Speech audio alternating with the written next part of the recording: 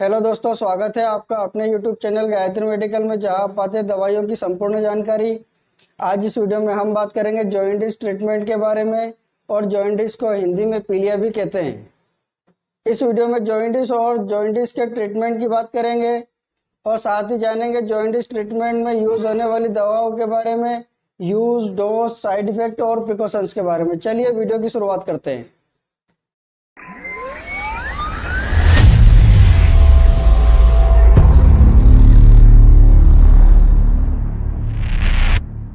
पहले इस वीडियो में जान लेते हैं जॉइंटिस होता क्या है और यह होता क्यों है। जॉइंटिस, जिसे हिंदी में पीलिया कहते हैं, जॉइंटिस एक ऐसी कंडीशन होती है जिसमें बॉडी का कलर टोन चेंज होता है, जिसमें आंख, स्किन और म्यूकस मेम्ब्रेन का कलर पीला होने लगता है। दूसरा, हमारी बॉडी में जो लीवर होता है वो हमारी बॉडी का बहुत इंपॉर्टेंट ऑर्गन्स होता है, और इसी में बिलिरुबिन का फॉर्मेशन होता है। अगर हमारी बॉडी में बिलिरुबिन का अमाउंट बढ़ जाता है तो जॉइंटिस होने की कंडीशन पूरी तरह बन जाती है, और यह हमारी बॉडी के लिए हानिकारक होता है। बात कर लेते हैं हमारी बॉडी में बिलिरुबिन कैसे बनता है। बिलिरुबिन के बनने की बात करते हैं तो यह हमारी बॉडी में आरबीसी के कारण होता है, जिसे हम रेड ब्लड सेल कहते हैं, और इसी के ब्रेकडाउन के कारण बिलिरुबिन हमारी बॉडी में बनने लगता है। अब बात कर लेते हैं जॉइंटिस के सिम्टम्स की।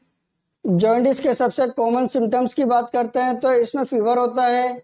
व्यक्ति की बॉडी में अगर किसी भी प्रकार की कोई प्रॉब्लम होती है तो उसे सबसे पहले फीवर आता है, और जॉइंटिस में भी इसी प्रकार सबसे पहले फीवर आने लगता है। दूसरा, अचानक व्यक्ति को ठंड लगने लगती है और बॉडी में कपकपी होने लगती है।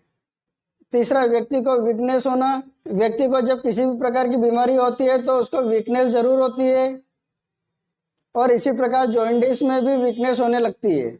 चौथे सिम्टम्स की बात करते हैं तो उसको लीवर साइड पेट में दर्द होना। पांचवें सिम्टम्स की बात करते हैं तो व्यक्ति के बॉडी का कलर चेंज होना, जिसमें व्यक्ति की बॉडी का कलर पीला होने लगता है। व्यक्ति की स्किन, आंख और म्यूकस मेम्ब्रेन का कलर पीला हो जाता है। लास्ट लक्षण की बात करते हैं, इसमें व्यक्ति की पेशाब का कलर डार्क होने लगता है। इस तरह जॉइंटिस के लक्षण दिखाई देते हैं। अब बात कर लेते हैं जॉइंटिस होने के कारण की।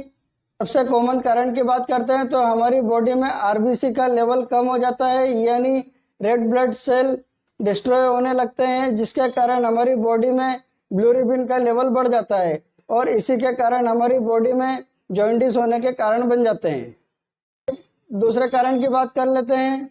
दूसरा कारण, जब हमारी बॉडी की स्किन के नीचे अगर ब्लड कोटिंग होने लगती है तो उसके कारण भी हमारी बॉडी में जॉइंटिस होने के कारण हो सकते हैं।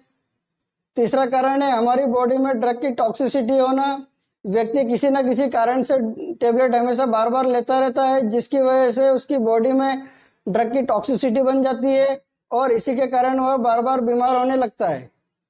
चौथा कारण है वायरल इन्फेक्शन या वायरस इन्फेक्शन, और इसी कारण से व्यक्ति बार बार बीमार होने लगता है। पांचवा और लास्ट कारण है गाल ब्लैडर में सूजन आना, क्योंकि गाल ब्लैडर लीवर के पास ही रहता है, और यह गाल ब्लैडर बिलिरुबिन को स्टोर करने का काम करता है, और इसी के कारण गाल ब्लैडर पर सूजन आने लगती है, और इसी के कारण व्यक्ति को जॉइंटिस होने की समस्या बन जाती है। ये थे कुछ कॉमन कारण जिसके कारण जॉइंटिस होता है। अब बात कर लेते हैं डायग्नोस और टेस्ट की।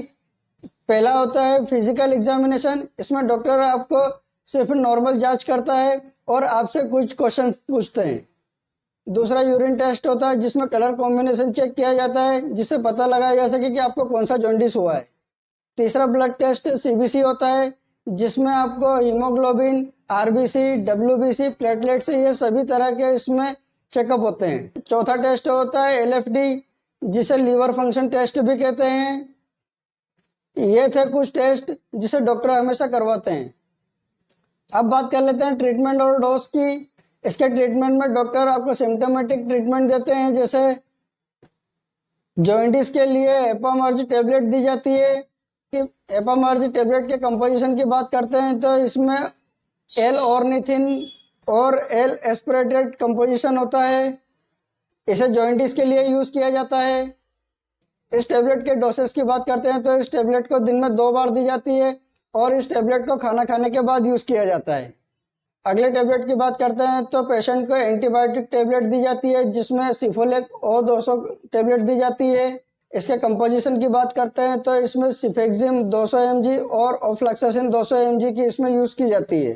एंटीबायोटिक टेबलेट के डोज की बात करते हैं तो इस टेबलेट को दिन में 2 बार दिया जाता है और इस टेबलेट को खाना खाने के बाद यूज किया जाता है। एंटीबायोटिक टेबलेट के साथ में एंटीपायरेटिक और एंटी एनाल्जेसिक टेबलेट भी दी जाती है, जिससे अगर व्यक्ति को अगर बुखार आती है या फिर हाथ पैर दर्द करते हैं तो इस टेबलेट को दिया जा सके। इसमें टेबलेट की बात करते हैं तो पैरासीटामोल, एसिक्लोफेनिक पैरासीटामोल, इस प्रकार की टेबलेट यूज की जाती है। इसके डोज की बात करते हैं तो इसको दिन में 2 से 3 बार यूज किया जा सकता है।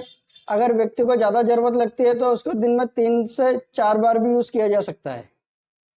अगली टेबलेट की बात करते हैं तो जिसमें मल्टीविटामिन टेबलेट का यूज किया जाता है। जॉइंटिस जब व्यक्ति को होता है तो उसको वीकनेस होता है और वीकनेस को दूर करने के लिए मल्टीविटामिन टेबलेट दी जाती है। मल्टीविटामिन टेबलेट की बात करते हैं तो इसमें न्यूरोकाइन गोल्ड, सुप्राडीन, इस तरह की कुछ टेबलेट होती है जो आपको मार्केट में इजीली मिल जाती है और आप इसे ले सकते हैं। और इसके टेबलेट के डोज की बात करते हैं तो इसको दिन में 1 बार दी जाती है, हो सकता है तो आप उसको रात को यूज करें।